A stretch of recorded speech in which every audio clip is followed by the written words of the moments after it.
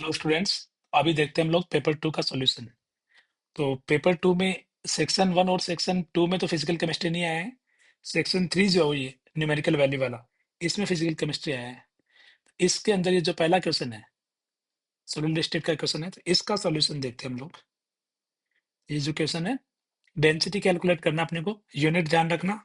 Unit बता रखा है ग्राम सेंटीमीटर क्यूब में। तो डेंसिटी कैलकुलेट करते हैं। बहुत सिंपल क्वेश्चन है, फॉर्मूला बेस्ड क्वेश्चन है। तो फॉर्मूला पुट करो और आंसर आ जाएगा। क्या है फॉर्मूला, क्या होगा इसका? डेंसिटी का फॉर्मूला हम लोग पढ़े। डेंसिटी को रो से रिप्रेजेंट कर रहा हूँ, Z into M upon N A cube. Z CCP लिखा है ना। एफसीसी के अंदर जेड की वैल्यू कितनी होती है? 4 हो जाएगी।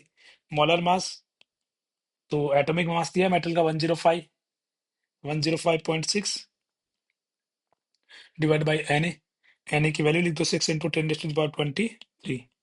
एज लेंथ कितना लिखा है? एज लेंथ लिखा है 400 पिकोमीटर, और डेंसिटी सेंटीमीटर क्यूब में कैलकुलेट करनी है। 400 को 400 पिकोमीटर को सेंटीमीटर में लिखो। 400 इंटू 10⁻−10 सेंटीमीटर, और इन सब का क्यूब। तो 10⁻−10 ये दोनों मिलेंगे, 10 की कितनी पावर बनेगी? 10⁻−8 बनेगी। ये 23 पावर है, तो यहाँ से 10⁻−1 बच जाएगा। तो नेक्स्ट स्टेप में लिख देंगे 4 इंटू 105.6 डिवाइडेड बाई 6 को एक जगह लिखो। इन सबको 4⁻3 था, इसको लिख दो। 10⁻−1 बचा तो उसको 10 लिख दो। ठीक है, अब ये कैलकुलेशन करनी है। 4 से 4 कैंसिल आउट कर दो। ये 4 से 4 कैंसिल आउट हो गया। अब नेक्स्ट आगे थोड़ी सी कैलकुलेशन ही है, इसको सॉल्व करना पड़ेगा। इसको सॉल्व करेंगे तो आंसर आ जाएगा। तो इसको सॉल्व करोगे तो ये लगभग 66/6 देख लेना, 66 आ जाना चाहिए। अब इसको 6 से डिवाइड कर दो तो 11 ग्राम सेंटीमीटर क्यूब। बहुत सिंपल क्वेश्चन था, फॉर्मूला बेस्ड क्वेश्चन था। चलिए आगे बढ़ते हैं। सॉलिड स्टेट का क्वेश्चन था ये। नेक्स्ट अगला क्वेश्चन, अगला क्वेश्चन है अपना आयोनिक इक्विलिब्रियम का सॉल्युबिलिटी से रिलेटेड। तो देखना इसमें क्या पूछा गया है। बेरियम आयोडेट, एक सॉल्यूशन बेरियम आयोडेट का है और दूसरा सॉल्यूशन किसका है? बेरियम नाइट्रेट का। इन दोनों को आपस में मिला रहे हैं। ठीक है, एक मिनट। सॉल्युबिलिटी पूछा गया बेरियम आयोडेट का, तो क्या पूछा गया है? सॉल्युबिलिटी। और सॉल्यूशन दोनों कौन से हैं? दो सॉल्यूशन है, एक तो बेरियम नाइट्रेट का और दूसरा सॉल्यूशन किसका है? सोडियम आयोडेट का। तो देखते हैं कैसे सॉल्व करें इसको, है ना। तो बेरियम नाइट्रेट, ये लिख दिया बेरियम नाइट्रेट। इसके अंदर क्या मिला है? इसके अंदर मिला है सोडियम आयोडेट। ये दोनों मिलेंगे तो बनेगा बेरियम आयोडेट और सोडियम नाइट्रेट। रिएक्शन को बैलेंस करने के लिए इसके आगे 2 लगा दिया। नेक्स्ट मिलीमोल देखना, मिलीमोल लिखे हैं क्या सबके? तो इनिशियल में ये बेरियम नाइट्रेट और सोडियम आयोडेट का कंसंट्रेशन दिया होगा, वहां से मिलीमोल आ जाएंगे। तो दोनों के मिलीमोल लिखो। मिलीमोल M1V1 करेंगे तो मिलीमोल आ जाएंगे। मिलीमोल में बेरियम नाइट्रेट के मिलीमोल, बेरियम नाइट्रेट के मिलीमोल आ जाएंगे 200 इंटू 0.10, है ना, M1V1। इसी तरीके से दूसरे वाले को देख लो। तो ये 200 इंटू 0.01 कितना होगा? ये हो जाएगा 2। दूसरे वाले में 100 इंटू 0.1, तो ये हो जाएगा 10। ये दोनों के मिलीमोल आ गए। अब ये जो रिएक्शन है, इसमें अगर नेट रिएक्शन देखा जाए तो नेट रिएक्शन देखना कौन से आयन रिएक्शन कर रहे हैं। तो ये आयन रिएक्शन कर रहे हैं Ba+2 आयोडेट आयन। ये दोनों आयन रिएक्शन कर रहे हैं। बाकी Na+ और NO3- आयन जो है, ये सब आयन तो स्पेक्टेटर आयन है ना। नाइट्रेट आयन हो गया, और कौन सा आयन हो गया? Na+ आयन, ये स्पेक्टेटर आयन है। तो मेन जो रिएक्शन हो रही है Ba+2 आयन, बेरियम आयन और आयोडेट आयन में रिएक्शन हो रही है। और इन दोनों के रिएक्शन का अगर इक्विलिब्रियम कांस्टेंट देखोगे, इन दोनों के रिएक्शन का इक्विलिब्रियम कांस्टेंट क्या हो जाएगा? इनका इक्विलिब्रियम कांस्टेंट होगा जो Ksp दे रखा है बेरियम नाइट्रेट का, है ना, उसका इनवर्स। और Ksp का इनवर्स कितना हो जाएगा? 10 की पावर में अगर बात करें तो 10⁹। तो इक्विलिब्रियम कांस्टेंट की वैल्यू काफी ज्यादा हो तो रिएक्शन को ऑलमोस्ट इरिवर्सिबल मान सकते हैं, इसलिए मैंने इरिवर्सिबल रिएक्शन का साइन लिख दिया है। इन दोनों में से जो लिमिटिंग रिएजेंट है वो पूरा कंप्लीटली पूरा रिएक्ट कर जाएगा ऑलमोस्ट। तो 2 तो पूरा रिएक्ट कर जाएगा, और 2 रिएक्ट करेगा तो 10 में से कितना जाएगा, 10 में से जाएगा 4, ये बचेगा 6, और 2 पूरा रिएक्ट कर गया, तो वहां पे 2 ऑलमोस्ट पूरा रिएक्ट कर गया, ऑलमोस्ट पूरा रिएक्ट कर गया, तो 2 का जो अमाउंट बचेगा उसको मैं y मान लेता हूँ। 2 में से x चला गया, और ये x जो है वो टेंडिंग टू 2 है ना, x की वैल्यू लगभग 2 के बराबर है, तो जो बचेगा उसको मैंने मान लिया y। ठीक है बात, ये मिली बोल रहे हैं। अब ध्यान से देखना, मिलीमोल आ गए तो, और यहां से बेरियम आयोडेट का अमाउंट आ गया, बेरियम आयोडेट कितना बन गया, ये बन गया 6। अब इन दोनों का जो मल्टीप्लीकेशन है, आयोडेट आयन की कंसंट्रेशन और Ba+2 की कंसंट्रेशन, इन दोनों का मल्टीप्लीकेशन Ksp के बराबर होगा, तो y डिवाइडेड बाई 300, ये वॉल्यूम था 300 ml। देखना क्वेश्चन में लिखा होगा वॉल्यूम 200 और 100 दोनों को मिलाएंगे तो 300 हो जाएगा। दूसरे वाले में क्या लिखेंगे, 6/300। इन दोनों का मल्टीप्लीकेशन Ksp के बराबर होगा, और Ksp का वैल्यू कितना लिखा गया है, 1.58 इंटू 10⁻⁻9। ये y डिवाइडेड बाई 300 जो लिखा गया है, ये वैल्यू, इसको y डैश बोल दो, यही हो जाएगा अपना बेरियम नाइट्रेट का सॉलिबिलिटी, है ना, y डैश बोल दो या s बोल दो इसको, ये हो जाएगा सॉलिबिलिटी। तो थोड़ा सा कैलकुलेशन करनी पड़ेगी, ये हो जाएगा 0.02, इसका स्क्वायर करना पड़ेगा, है ना, यहाँ पावर 2 है, यहाँ स्टोइकियोमेट्रिक कोएफिशिएंट 2 है, तो इसकी पावर 2 या स्क्वायर करना पड़ेगा, इज इक्वल टू 1.58 इंटू 10⁻⁻9। अभी डिवाइड करना पड़ेगा, तो डिवाइड करेंगे तो आंसर आ जाएगा। थोड़ा सा कैलकुलेशन करके देखो, 1.58 इंटू 10⁻, यहाँ 10 की पावर -2 है, माइनस कितना हो जाएगा, -5 हो जाएगा, और इसको लिख दो 4, 2 का स्क्वायर जाएगा 4, और 15.8 इंटू 10⁻⁻6/4। क्वेश्चन में लिखा गया 10 की पावर -6 के टर्म में बताओ, तो अब अपने को क्या करना है, ये 15.8 है, इसको 4 से डिवाइड कर दो, इसको डिवाइड करेंगे तो ये आंसर आएगा 3.95 इंटू 10⁻⁻6। ये 3.95 जो है, ये अपना, ये 3.95 जो लिखा है, ये अपना आंसर हो जाएगा। ठीक है बात, ये क्लियर बात ये। तो मतलब ऐसे क्वेश्चन करते रहते हैं हम लोग नोट्स में, है ना, 2-3 बार ऐसे इस टाइप का क्वेश्चन कर लिए। तो इस चीज को देख लेना, ये चीज तुम लोगों को समझ में आई क्या, कि ये जो Ba+2 आयन है, इसकी कंसंट्रेशन को हम लोग सॉलिबिलिटी क्यों लिख रहे हैं, बिकॉज जो लिमिटिंग रिएजेंट है उसकी कंसंट्रेशन हम लोग बोल सकते हैं सॉलिबिलिटी। जैसे ये 2 ऑलमोस्ट पूरा रिएक्ट कर गया, ये सॉल्ट बन गया, अब ये जो सॉल्ट बना है, ये अपनी सॉलिबिलिटी के अकॉर्डिंग वापस डिसोसिएट होगा, वापस डिसोसिएट होगा तो कुछ अमाउंट तो इसका बनेगा, और कुछ अमाउंट बन जाएगा Ba+2 का।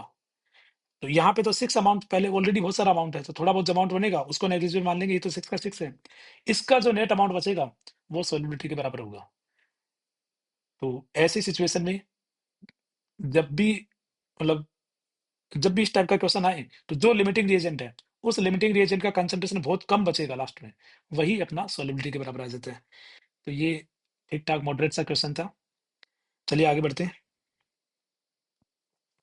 नेक्स्ट क्वेश्चन है सरफेस केमिस्ट्री का, फ्रेंडलिच आइसोथर्म से रिलेटेड। तो फ्रेंडलिच आइसोथर्म जो है, हम लोग गैस के लिए भी पढ़ते हैं और सॉल्यूशन के लिए भी पढ़ते हैं। यहाँ पे सॉल्यूशन से रिलेटेड क्वेश्चन आया है। तो सॉल्यूशन फेज से एडजॉर्प्शन के लिए फॉर्मूला, हमने ऐसा फॉर्मूला लिखा है। एग्जाम्पल क्या बताए थे, एग्जाम्पल ऐसे बताए थे कि जैसे मान लो चाय बना रहे हैं, और चाय में अगर चीनी ज्यादा गिर गई, तो अब चीनी की कंसंट्रेशन ज्यादा होगी, शुगर की कंसंट्रेशन, तो अगर कोई सुटेबल एडजॉर्बेंट ऐड कर दें तो वो शुगर की कंसंट्रेशन को कम कर सकता है। तो ये एक एग्जाम्पल हम सोच सकते हैं। और इसका अगर बात करें कि इसका साइंटिफिक एग्जांपल क्या है, तो साइंटिफिक एग्जांपल ये है कि मिथाइल ब्लू का सॉल्यूशन है, और मिथाइलिन ब्लू के सॉल्यूशन में अगर हम सिलिका ऐड कर दें तो ब्लू कलर की इंटेंसिटी धीरे धीरे कम हो जाएगा। तो ये सॉल्यूशन फेज से एडजॉर्प्शन के एग्जांपल थे, उससे रिलेटेड ये क्वेश्चन है। तो चलो देखते हैं इस क्वेश्चन को कैसे हैंडल करें।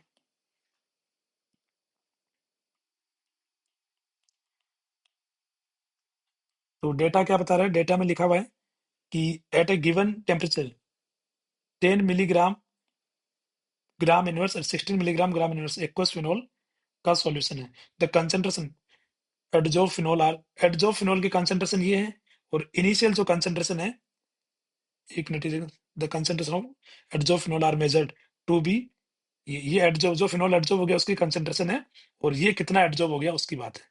थोड़ा लैंग्वेज ढंग से पढ़ना, लैंग्वेज इसकी कंफ्यूजिंग सी है। क्या लिखा गया है, adsorption of phenol from its aqueous solution on the fly as obeys Freundlich isotherm at a given temperature from 10 milligram gram inverse and 16 milligram gram inverse aqueous phenol solution. The concentration of एडजोफिनॉल, इतने एडजोफिनॉल के concentration है और ये है अपनी initial concentration. तो लिखते हैं कि इसको एडजॉर्प्शन आइसोथर्म जो था उसका फॉर्मूला क्या था, x by M is equal to K C raise to the power 1 by N. X by M क्या है, एक्स बाई एम का मतलब है पर ग्राम कितना फिनोल एडजॉर्ब हो गया है। तो पर ग्राम एडजॉर्ब को देखो कहां पे लिखा है, the concentration of adsorb phenol are measured, ये लिखा गया है एक्स बाई एम का वैल्यू, और ये सी जो है ESV की वैल्यू ये लिखी गई है पर ग्राम के लिए कंसेंट्रेशन। लॉग ले लो दोनों साइड में, तो log x by M is equal to log k 1 by N log c। log x by M की वैल्यूज पुट करो, पहले 4 वैल्यू पुट की, 4 वैल्यू पुट की तो इसके करस्पॉन्डिंग कंसेंट्रेशन कितना है, इसके करस्पॉन्डिंग कंसेंट्रेशन है 6। नेक्स्ट में इसकी वैल्यू पुट कर दो 10, और 10 के करस्पॉन्डिंग जो कंसेंट्रेशन दे रखा है वो दे रखा है 16। तो ये दो इक्वेशन होगी और दो वेरिएबल है k और 1 बाई एन, इनकी वैल्यूज इजीली कैलकुलेट कर सकते हैं। तो सबसे पहले सेकंड में से फर्स्ट को माइनस कर दो, इक्वेशन सेकंड में से फर्स्ट को माइनस करो, क्या आ जाएगा, log 10 minus log 4 is equal to k से k कैंसिल आउट हो गया 1 by N log 16 minus log 10। log 16 की वैल्यू log 2 से लिख सकते हैं और log 2 की वैल्यू क्वेश्चन में मेंशन है, तो log 16 कितना हो जाएगा, इधर साइड में दिखा सकते हैं। log 16 को बोल सकते हैं अपन ऐसा करके कुछ 4 इंटू log 2, इसकी वैल्यू जाएगी 1.2, तो 1 बाई एन 1.2 log 10 की वैल्यू 1 है, log 10 1 है, log 4 को लिख देना log 2 के हेल्प से 0.4 0.6 हो जाएगा, सॉरी 1 बाई एन ये हो जाएगा 0.2, इधर आया 0.4, तो 1 बाई एन का वैल्यू आ गया अपना 2, और एन की वैल्यू पुट करनी हो तो क्या लिख सकते हैं, एन की वैल्यू आ गई 1/2। ठीक है, नेक्स्ट के की वैल्यू देखते हैं, इस वैल्यू को यहाँ पुट कर दो, इसके अंदर पुट करोगे तो के की वैल्यू आ जाएगी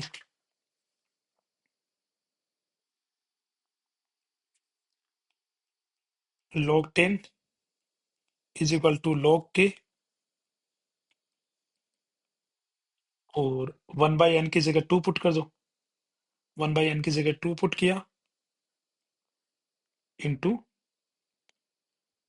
16, log 10 तो 1 हो गया, log के रहने देते हैं, इसको कैसे लिखेंगे 2 की पावर 4, 4 तो बाहर आ गया, और या तो log 16 की डायरेक्ट वैल्यू लिखो, log 16 की वैल्यू अभी भी कैलकुलेट की हमने 1.2, उसी को लिख दो डायरेक्ट 2 इंटू 1.2, तो यहाँ से log k का वैल्यू भी आ जाएगा, log k का वैल्यू कितना होगा माइनस का 1.4, तो log k का वैल्यू भी आ गया है और 1 बाई एन का वैल्यू भी आ गया, ये दोनों वैल्यू।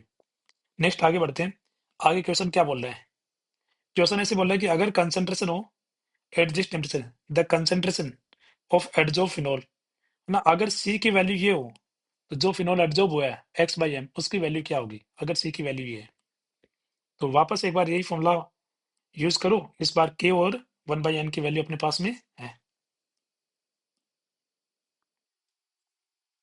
तो log x बाई एम अपने को पता करना है, log k की वैल्यू 1.4, 1 बाई एन की वैल्यू 2, और कंसेंट्रेशन की जगह इस बार लिखना है 20 कंसेंट्रेशन पे कितना एडजॉर्ब हो गया, इसको माइनस 1.4 रहने दो, 2 log 20 को क्या लिख सकते हो, log 20 को log 2 प्लस log 10 कितना आ जाएगा वैल्यू 1.3, 1.3 2 से मल्टीप्लाई होगा 2.6 माइनस का 1.4, तो कितना आएगा वैल्यू, ये वैल्यू आएगा 1.2, log x बाई एम का वैल्यू 1.2 आ गया, और 1.2 किसका वैल्यू था, 1.2 वैल्यू था log 16 का, इसलिए x बाई एम कितना आ जाएगा 16। ये क्वेश्चन था, फ्रेंडलिच आइसोथर्म को यूज करना है इस क्वेश्चन में, और फ्रेंडलिच आइसोथर्म को कंसंट्रेशन के लिए यूज करना अपने को, है ना, एक्वस सॉल्यूशन के लिए यूज करना है, तो देख लेना, ये भी सिंपल ही क्वेश्चन था, 2 बार तो 3 बार इक्वेशन को लिखना है ना, पहली बार 2 बार लिख के के और 1 बाई एन की वैल्यू पुट कर के और 1/n की वैल्यू कैलकुलेट करनी है और नेक्स्ट उन दोनों वैल्यू को यूज करके x/m कैलकुलेट करना है। ठीक है, चलिए आगे बढ़ा जाए। नेक्स्ट क्वेश्चन केमिकल काइनेटिक्स का क्वेश्चन है और स्यूडो फर्स्ट ऑर्डर रिएक्शन से रिलेटेड क्वेश्चन है। तो चलो लिखते हैं, दो रिएक्टेंट है ए और आर, इससे बन रहा है प्रोडक्ट पी। क्या लिखा गया, रेट लो लिखा गया, at this that at the start of the reaction the concentration of R naught is 10 time the concentration of A का जितना कंसंट्रेशन उसका 10 टाइम है आर का। ए का कंसंट्रेशन एक्स मान लो, है ना, initial concentration T is equal to 0 पे। ए का कंसंट्रेशन अगर मैंने एक्स माना तो आर का कंसंट्रेशन कितना हो जाएगा, 10x, 10 टाइम है। और या तो थोड़ा सिंपल रखना है तो 1 और 10 मान के भी कर सकते हो, है ना, एक्स मतलब को 1 और 10 मान के भी कर सकते हो। क्यों? क्योंकि क्वेश्चन में अपने को परसेंटेज एरर निकालना है, तो जो भी एक्स और जो भी टर्म होगा वेरिएबल होगा वो तो कैंसिल आउट हो जाएगा, तो 1 और 10 मान के भी सोल्व कर सकते हैं, जल्दी हो जाएगी कैलकुलेशन। अब देखना ध्यान से, ये रिएक्शन लिखा गया सेकंड ऑर्डर है और जो सेकंड वाला रिएक्टेंट है ये एक्सेस में पहले वाले के कंपैरिजन में, अगर एक रिएक्टेंट दूसरे के कंपैरिजन में एक्सेस में हो तो हम लोग इसको स्यूडो फर्स्ट ऑर्डर की तरह ट्रीट कर सकते हैं। तो ये ऐसा बोलना चाह रहे हैं क्वेश्चन में कि रिएक्शन तो सेकंड ऑर्डर है, पर अगर उसको स्यूडो फर्स्ट ऑर्डर ट्रीट कर ले तो बताइए कितनी परसेंटेज एरर आएगी रेट के अंदर, 40% अगर रिएक्शन कंप्लीट हो जाए। तो देखो, है तो ये सेकंड ऑर्डर, तो अकॉर्डिंग टू सेकंड ऑर्डर क्या रहेगा,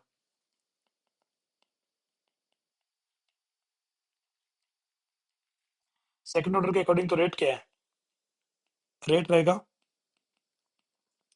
कंसंट्रेशन ए का कंसंट्रेशन आर का उस टाइम पे, है ना, उस टाइम पे कितना कंसंट्रेशन होगा।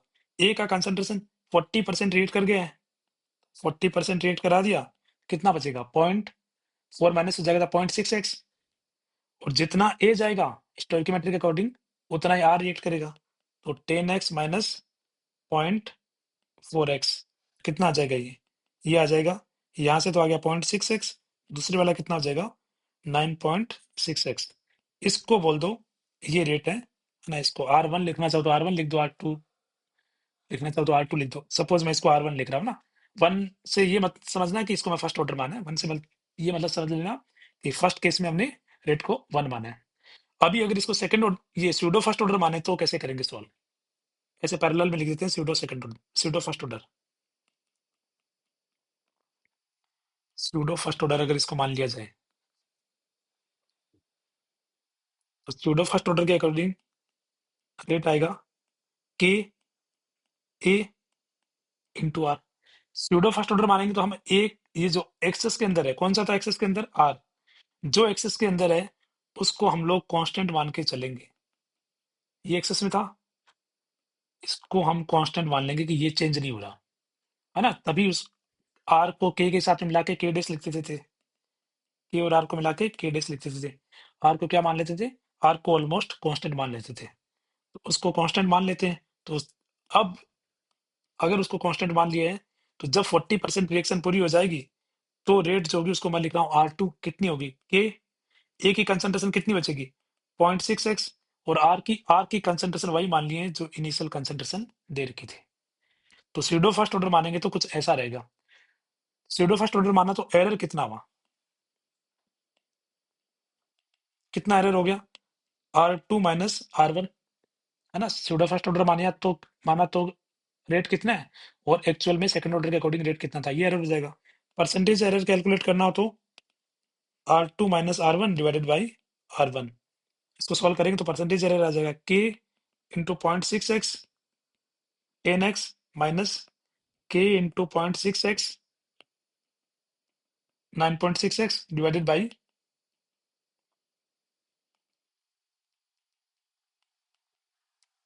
R2 का वैल्यू ये था।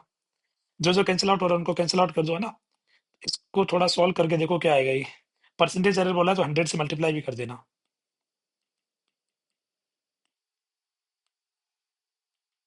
ये 100 से मल्टीप्लाई कर दिया, जो डिवाइड हो जा रहा है उसको डिवाइड कर दो, के कैंसिल आउट हो जाएगा 0.6 कैंसिल आउट हो जाएगा, ये सब में चला जाएगा, के पे 0.6 किसी में नहीं बचेगा ये। फर्स्ट वाले में बचेगा अपना, फर्स्ट वाले में देखोगे तो बचेगा 10 डिवाइडेड बाई 9.6, और सेकंड वाले में ओनली 1 इंटू 100। इसको सॉल्व करना पड़ेगा, तो इसको सॉल्व कर लेना। सॉल्व करने के बाद में ये आएगा लगभग 4 पॉइंट ऐसा कुछ आना चाहिए। सॉल्व करना है इसको ना, सॉल्व करके देखेंगे तो ये वैल्यू 4.16% आएगी। अच्छा क्वेश्चन था ये, है ना। स्यूडो फर्स्ट ऑर्डर से रिलेटेड क्वेश्चन था। एरर और ये सब चीजें ऐड कर दी, तो थोड़ा सा मॉडरेट टाइप का क्वेश्चन इसको बोल सकते हैं।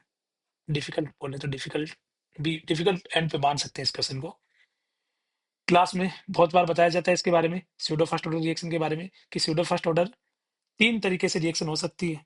3 तरीके से कैसे कैसे हो सकती है, कि ए और आर की बात करें, आर अगर एक्सेस में हो जाए जो इस केस में था, और क्या हो सकता है, आर सॉल्वेंट हो जाए, और क्या हो सकता है, और हो सकता है आर कैटलिस्ट हो जाए। इन 3 सिचुएशन में सीडो फर्स्ट ऑर्डर जाएगी। तो इस बार कौन सा केस का क्वेश्चन आया है, आर जब एक्सेस में हो जाए, ये वाला क्वेश्चन आया है। ठीक है, चलिए आगे बढ़ते हैं। नेक्स्ट क्वेश्चन है, तो नेक्स्ट क्वेश्चन है सॉल्यूशन चैप्टर का। सॉल्यूशन चैप्टर का क्वेश्चन और ऑस्मोटिक प्रेशर से रिलेटेड क्वेश्चन है। ऑस्मोटिक प्रेशर को हाइट से मेजर कर रहे हैं, हाइट से अगर मेजर कर रहे हैं ऑस्मोटिक प्रेशर को, तो क्या लिखेंगे, pi is equal to h rho g. और ऑस्मोटिक प्रेशर से मोलर मास कैलकुलेट कर देंगे, है ना। ये if the concentration of dilute solution, concentration लिखा तो है, कंसंट्रेशन मोल पर लीटर में नहीं लिखा है ना। डेसीमीटर क्यूब को तो लीटर मान सकते हो, तो मोल पर लीटर में नहीं लिखा है। कंसंट्रेशन किस में लिखा है, मोल की जगह ग्राम लिखा गया है ना। तो इस कंसंट्रेशन को हम लोग मास कंसंट्रेशन बोल सकते हैं, और मास कंसंट्रेशन से मोल कंसंट्रेशन इजीली कैलकुलेट किया जा सकता है। मास कंसंट्रेशन को मोलर मास से डिवाइड कर दो, कुल मिला के इनडायरेक्टली सी की वैल्यू दी है तुम्हें। तो सी से इसको रिलेट करें तो क्या हो जाएगा, pi is equal to C R T. H का वैल्यू कितना लिखा गया है, एच का वैल्यू लिखा गया 2 सेंटीमीटर, है ना। कैलकुलेट करना अपने को मोलर मास। तो सबसे पहले सी लिखते हैं, एच को रहने देते हैं, 2 डिवाइडेड बाय मोलर मास। तो ये कंसंट्रेशन हो गया, मास कंसंट्रेशन को मोलर मास से डिवाइड कर दिया, मोलर मास मैं एम मान के चल रहा हूँ। आर का वैल्यू 8.3 है। टी टेम्परेचर कितना लिखा हुआ है, टेम्परेचर देखो क्वेश्चन में मेंशन होगा, स्टार्टिंग में लिखा गया है 300। जी का वैल्यू 10 ले लो। डेंसिटी किसे दिया है, यूनिट का ध्यान रखना थोड़ा सा। डेंसिटी लिखा गया 1 ग्राम पर सेंटीमीटर क्यूब। ऐसा यूनिट में क्या हो जाएगा, 1 ग्राम सेंटीमीटर क्यूब बोल दो या 1 केजी मीटर क्यूब बोल दो, एक ही बात है।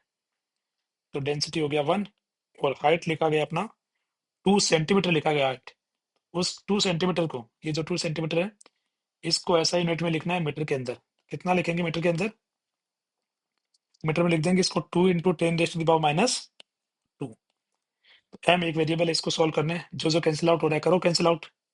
एक तो 2 को हटाओ यहाँ से, और कोई जा सकता है कि इस 10 से ये 10 हटा दो, तो एम का वैल्यू आएगा 8.3 इंटू 3 इंटू 10⁻²। तो 9 आ गया, ये 2 24 आ गया, 24.9 इंटू 10⁻²। और कुछ आएगा क्या इसमें,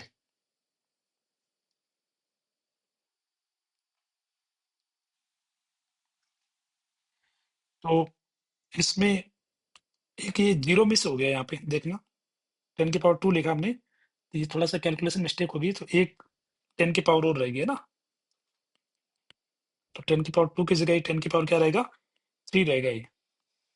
आंसर देखो किस में रिपोर्ट करने के लिए बोला आपने को, आंसर रिपोर्ट करने के लिए बोला आपने को 10⁻4 के मल्टीपल में। तो 10 की पावर 4 अगर रखना है तो 2.49 इंटू 10⁻4। तो जो वो कैपिटल एक्स लिखा गया है, वो कैपिटल एक्स ये हो जाएगा। ठीक है, यही अपना आंसर हो जाएगा। ठीक है बात ये,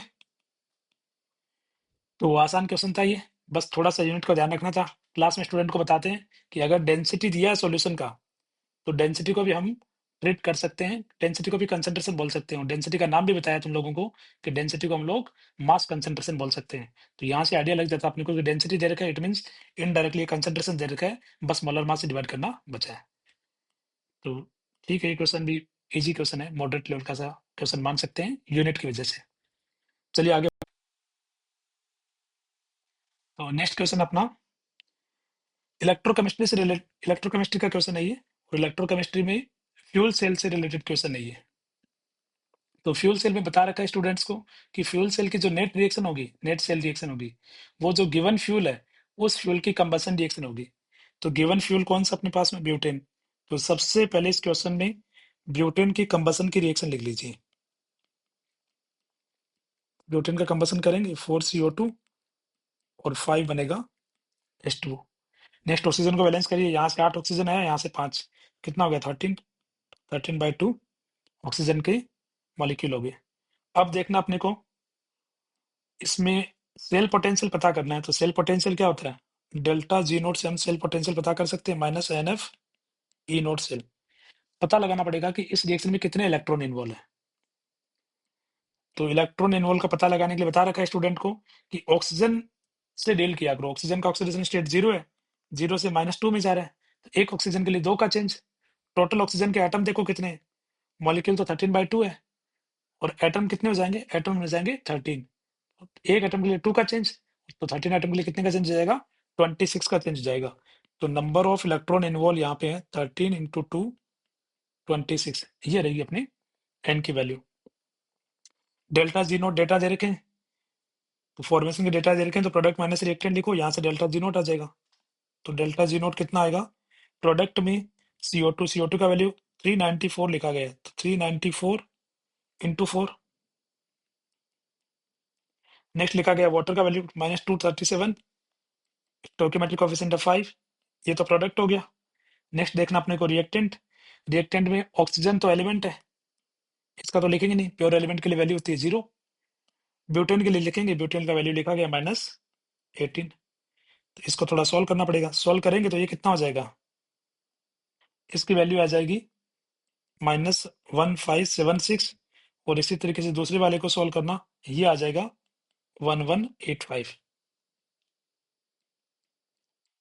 + 18। 18 को पहले वाले में से माइनस कर दो, पहले वाले से माइनस करोगे तो ये 58, 76 में से 18 चला जाएगा तो 58 बचेगा। इसको इसी फॉर्मेट में लिखो, और थोड़ा ध्यान देखना यूनिट में किलो जूल में लिखा है। किलो जूल को हैंडल करने के लिए साथ में 10⁻³ चलाते रहो हर जगह, सब में साथ में 10⁻³ इसका रोल रहेगा क्वेश्चन में, 10⁻³। एनएफ की वैल्यू, डेल्टा जी की जगह एनएफ लिख सकते हैं, एन, एफ की जगह एफ लिखो, और ई नोट सेल की वैल्यू पता करनी है, माइनस से minus cancel out, 1558 + 1185 divided by 26 into 1/f into 10⁻³ question में देखो आंसर किस फॉर्मेट में देना है, 10⁻³ को अलग रखना है, 1/f को अलग रखना है। अब जो बच गया वो x है, इट मीन्स ये जो है ये अपने x की वैल्यू है। तो इन दोनों को ऐड करके 26 से डिवाइड करना, वैल्यू आ जाएगी। तो ये वैल्यू आनी चाहिए, सोल्व करना है इसको, तो ये वैल्यू आएगी 105.55 वोल्ट, ये वैल्यू रहेगी x की, ठीक है। तो ठीक है, ये क्वेश्चन भी मतलब दो कंसेप्ट को मिक्स किया, थर्मोडायनेमिक्स को और इलेक्ट्रोकेमिस्ट्री को। स्टूडेंट को बताते भी हैं क्लास में कि डेल्टा जी नोट जो है ये बहुत इंपॉर्टेंट है, ये 3-4 चैप्टर को कनेक्ट कर सकते हैं। कौन कौन से चैप्टर को कनेक्ट कर सकता है, आरटी एल एन के इक्विलिब्रियम, यहाँ से केमिकल इक्विलिब्रियम को, -NF E नोट सेल, यहाँ से इलेक्ट्रोकेमिस्ट्री को, delta H note -T delta H note, यहाँ से थर्मोडायनेमिक्स को। तो इस बार जो क्वेश्चन आया है इन दोनों को कनेक्ट करने का क्वेश्चन आया है, ठीक है बात है। तो 3 चैप्टर को इजीली ये कनेक्ट कर सकते हैं, है ना। केमिकल इक्विलिब्रियम हो गया, और ये क्या हो गया, इलेक्ट्रोकेमिस्ट्री और थर्मोडायनेमिक्स। केमिकल इक्विलिब्रियम को के फॉरवर्ड और के बैकवर्ड केमिकल काइनेटिक्स से भी कनेक्ट कर सकते हैं। तो डेल्टा जी नोट जो है काफी इंपॉर्टेंट कंसेप्ट होता है, तो इससे रिलेटेड क्वेश्चन था, मिक्स कंसेप्ट वाला क्वेश्चन था, मॉडरेट क्वेश्चन बोल सकते हैं इसको, ठीक है। तो चलो सॉल्यूशन को खत्म करते हैं यही।